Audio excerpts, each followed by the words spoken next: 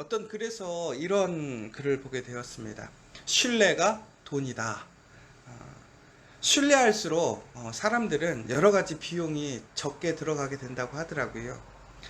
신뢰하게 되면 우리가 신뢰하지 못했을 때 지불해야 되는 비용, 시간, 또 여러 가지의 관계적인 모든 것들이 신뢰함을 통해서 그것들에 대한 어떤 소비나 혹은 그 지불해야 될 비용들이 많이 감축이 된다. 그래서 결국은 신뢰는 단순히 어떤 우리가 살아가는 관계적인 부분뿐만이 아니라 실제적으로 우리의 삶에 어떤 비용이나 시간도 많이 줄여준다. 그러므로 신뢰 있는 사회가 더욱더 건강한 사회, 또 효과적인 사회, 또 사람들에게 도움이 되는 사회가 된다라는 얘기를 했었습니다. 그런데 오늘 말씀을 보면 예레미야와 특별히 유다 거민들의 그 사이의 마음을 볼 수가 있는데, 두 사람은 좀 다른 모습을 보여주고 있는 것 같아요. 우선은 예레미야와 하나님은 이 유다 사람들, 이스라엘 사람들의 그러한 불순종과 또한 그들의 어떤 아름답지 못한 모습에도 불구하고 항상 그들을 신뢰하시고 또 그들에게 기회를 주십니다. 오늘도 이제 이스라엘 사람들이 하나님 앞에 불순종함으로 예루살렘이 중국에는 바벨론의 침략을 받고 하나님의 말씀대로 황폐해졌습니다. 그러자 그들이 이제 흩어져서 정말 하나님의 말씀에 순종했음을 그 자리를 통해서 그들이 다시 작은 소망을 보게 되었지요. 어떤 거민들이 다시 그 나라를 중심으로 거룩한 그 이스라엘을 회복하기 위한 모임들을 가졌던 것이지요. 그러나 중국에는 그 나라의 허망한 죽음을 통해서 다시 이들은 뿔뿔이 흩어지고 다시 이웃 나라들의 종으로 또 그러한 사람들의 압제를 받으며 살아가게 됩니다. 그러자 이들은 하나님 앞에 철저히 무릎 꿇고 다시 예레미야에게 하나님의 그 음성을 달라고, 그들이 가야 할 길을 알려달라고 부탁을 했었지요. 하나님의 말씀에 귀 기울이지 않습니다. 그들이 지금 힘든, 또한 어떠한 말이든 순종하겠다고 했는데 결국에는 예레미야가 하나님을 통해서 그들에게 하나님의 메시지를 전해준 것이 무엇이었느냐? 그들이 소망하고 기대했던 애굽 땅으로의 피신이 아니라 지금 그 위험에 처해 있는 그 땅, 그들이 정말로 아무것도 할 수 없고 무너져 내렸던 그 예루살렘 그 땅에 머무르라는 그 이야기를 듣게 된 것이지요. 그러니까 결국에는 이들이 원하고 소망했던 대답이 아닌, 전혀 기대하지 않았고 또한 그들이 할 수 없다고 생각하는 그 일에 대한 응답을 받은 거예요. 그러자 예레미야가 그 이야기를 함에도 불구하고 이들은 무엇이라고 얘기하냐면 예레미야의 말에 귀 기울이지 않는다라는 거예요. 오히려 예레미야에게 무엇이라고 얘기하냐면 너는 오히려 우리에게 거짓을 얘기하고 있다라고 얘기를 하고 있어요. 하나님의 말씀을 전해주기를 원했는데 너는 우리에게 하나님의 말씀이 아니라 우리를 어려움에 처하게 하고 우리에게 하나님의 온전한 말씀을 전해주지 않는다라고 이야기를 하는 거예요. 참 예레미야는 답답하고 억울할 것 같아요. 본인이 먼저 하나님의 말씀을 선포하고 그들에게 이야기하는 것이 아니라 그들이 간구하고 부탁해서 분명히 예전에도 항상 그렇게 말했음에도 불구하고 불순종하고 듣지 않았던 그들에게 그는 다시 한번 하나님께 간구해서 응답을 들어서 그들에게 전해주었음에도 불구하고 또 예레미야를 왜곡하고 예레미야의 말을 듣지 않는 것이지요. 그런데 이 사람들은 왜 그러면 예레미야를 이렇게 신뢰하지 못했을까요? 자기들이 어려워서 힘들어서 부탁했잖아요. 예레미야에게 하나님의 뜻이 무엇인지를 알려달라고 했잖아요. 어떤 말이든지 그들이 듣고 따르겠다고 얘기했단 말이에요. 그런데 결국에는 이것이 하나님의 말씀 그 자체가 중요한 것이 아니라 그들이 예레미야인 거예요. 그런데 어려우니까 힘드니까 답이 없으니까 예레미야에게 지푸라기라도 잡는 심정으로 갔던 것이지요. 그런데 변함없이 예레미야는 그들이 원하는 답을 해주지 않아요. 그들이 라는 거예요. 여러분, 여기서 우리의 모습과 좀 비슷한 모습을 보지 않습니까?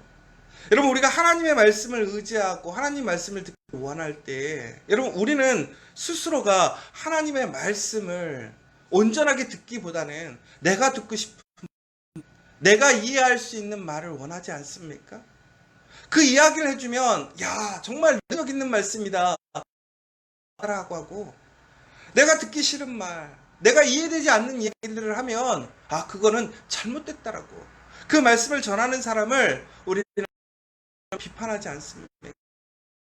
가장 중요한 것은 우리가 누군가를 신뢰하는 것, 너무나 중요해요. 그런데 하나님께서는 우리가 보았을 때에 이스라엘 사람들의 그러한 삶의 어떤 도덕적인 태도나 통해서 신뢰하신 것이 아니에요. 사랑으로 변함없이 신뢰해 주셨던 거예요. 그러므로 하나님께서는 하나님의 계획과 하나님의 은혜를 그들에게 또한 허락하시고, 그러면서 하나님의 그러한 말씀을 그들에게 전해주신 것이지요.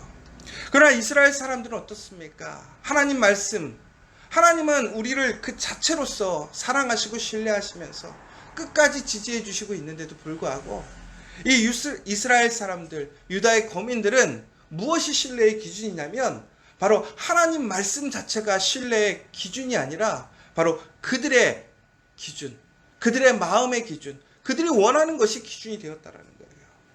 그러니까 결국은 예레미야를 절대로 신뢰할 수가 없는 거예요. 왜? 그들의 기준에 합당하지 않으니까. 그들의 마음에 들지 않으니까.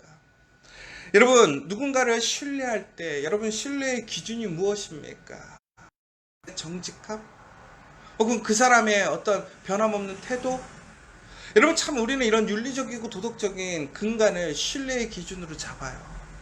그러나 우리가 가장 중요한 우리의 신뢰의 기준을 삼아야 될 것은 무엇이냐? 바로 하나님의 말씀이 신뢰의 기준이 되어야 된다는 거예요. 여러분, 그러나 우리는 자꾸 우리가 하나님의 말씀으로 나아가는 것이 아니라 내가 원하는 것, 내가 바라는 것에 우리는 귀 기울이고, 그 이야기하는 사람들은 좋은 사람이라고 지지해주고 격려해주고 협력해줘요. 그러나 반대로 정말로 내가 이해할 수 없고 내가 원하지 않는 그 이야기를 할 때에는 우리는 그 이야기에 반대하고 순종하지 않아요. 여러분, 목사님이 무조건 얘기한다고 그것이 진리일 수는 없습니다. 우리가 교회 공동체에서 이야기한다고 해서 그것이 꼭 하나님의 말씀이 아닐 수도 있습니다. 그러나 중요한 것은 여러분, 사람을 보는 것이 아니라, 그 집단을 보는 것이 아니라 그 말씀을 봐야 돼요. 하나님의 말씀인가 아닌가가 가장 중요한 거예요. 여러분, 그런데 예레미야를 그러면 어떻게 하나님의 말씀을 전하는 사람으로 우리는 이해할 수 있을까요? 바로 그의 삶을 통해서 그게 증거가 되는 거예요. 왜 그러느냐? 예레미야는 어떠한 순간에도 그의 유불리에 따라서 그가 좋아하는 이야기 혹은 그가 싫어하는 이야기를 구별하지 않았어요. 그는 어느 순간에든지 하나님께서 말씀하시면 그가 사람들에게 오해를 받고 핍박을 받고 감옥에 가고 죽을 고비에 넘어서도 그는 그 사람들이 원하는 이야기를 해주거나 혹은 자기가 하고 싶은 이야기를 했던 사람이 아니라 오직 하나님 말씀에 순종하고 그 말씀을 전했던 사람이라는 것이지요. 종국에는 그 말씀의 증거가 어떻게 되었나요? 하나님의 말씀은 분명히 성취되었어요. 그래서 결국에는 예레미야가 전했던 이야기가 바로 이스라엘 사람 증거가 되었어요. 오늘도 마찬가지예요.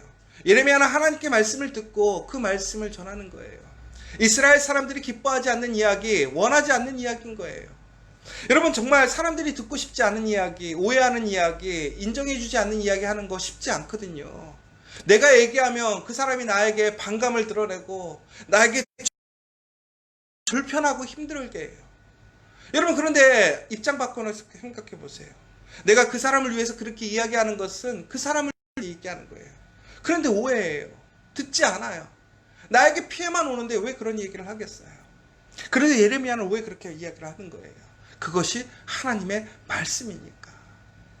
그럼에도 불구하고 이스라엘 사람들은 하나님의 말씀을, 예레미야의 말을 신뢰하지 않아요. 사랑하는 여러분, 진정 복 있는 사람이 누구냐? 하나님의 말씀을 신뢰하는 사람이 복 있는 사람이에요. 하나님의 말씀을 분별해서 들을 수 있는 사람이 정말로 복 있는 사람이에요. 여러분은 정말 누구를 신뢰할 것인가? 무엇을 신뢰할 것인가를 잘 생각해보는 오늘 하루가 되었으면 좋겠어요. 사람이 아니라 하나님의 말씀을, 그 하나님의 그 본질의 말씀을 온전히 깨닫고 이해하고 신뢰할 수 있을 때에 우리는 그 화 가운데서, 그 재앙 가운데서 우리는 다시 구원을 얻고 심판을 피해갈 수 있는 거예요. 그러나 중국에는 어떻게 되는 거예요? 너희들이 이제 애굽에 그렇게 머물기를 원하고 고집을 부리면 중국에는 어떻게 되느냐? 그 애굽이 하나님의 심판이 되겠다라는 거예요. 하나님의 그 도움 없이는 너희들이 아무리 어느 곳에 가든, 너희들이 생각하는 가장 좋은 곳, 안전한 곳에 가도 그곳이 안전할 수 없다라는 것이죠. 더 나아가서 그 애굽은 무엇이냐? 하나님을 섬기고 하나님께 예배하는 곳이 아니에요. 오히려 하나님을 반대하고 하나님 앞에 우상을 섬기는 그런 폐역한 곳이라는 것이죠. 중국에는 우리가 내일도 보겠지만 이 이스라엘 사람들이 애굽에 가는 이유는 중국에는 하나님이 아닌 그 애굽의 신들, 애굽을 더 믿기 때문에 가는 거예요. 신뢰하기 때문에 가는 거예요. 그러나 중국엔 하나님께서 무엇이라고 얘기합니까? 애굽은 이제 예루살렘과 마찬가지로 모든 것이 다 무너지고 결국엔 하나님의 징계와 심판을 통해서 없어지게 된다라는 거예요. 사랑하는 여러분, 우리가 누구를 신뢰하느냐에 따라서 우리의 운명이 달라져요. 우리의 길이 달라지는 거예요. 그럼에도 불구하고 하나님께서 우리를 신뢰하시고 사랑하시면서 다시 그 말씀을 통해서 옳은 길로 인도하시기를 원하시는 거예요. 여러분, 오늘 다시 한번 오직 철저히 하나님만을 신뢰하시는 저와 여러분 되시기를 간절히 소망합니다. 그래서 하나님 말씀에 전적으로 순종하는 여러분 되십시오. 여러분 마음에 합당하지 않는 이야기, 여러분들이 하고 싶은 것, 여러분이 듣고 싶은 이야기가 아닐지라도 그 말씀을 먼저 이해하고 그 말씀대로 행하는 저와 여러분 되어야 될 줄 믿습니다. 그러면 다시 회복이 있어요. 그 가운데 소망이 생겨요. 하나님의 그 선한 손길과 인도하심을 통해서 하나님의 길이 열리는 거예요. 지금 너무나 힘들고 어려운 이 시기에 정말 우리가 모두가 다시 새롭게 해야 할 일이 무엇일까요? 오직 하나님의 말씀으로 돌아가는 거예요. 그 말씀에 귀 기울이고 말씀을 인정하고 말씀을 수용하고 말씀을 따라가는 거예요. 그러면 우리에게 하나님의 선한 손길이 새로운 길, 새로운 역사를 일으키실 줄 믿으시면서 오늘 하루도 다시 한번 오직 하나님만을 신뢰하고 하나님 말씀에 귀 기울이는 저와 여러분 되시기를 간절히 소망합니다.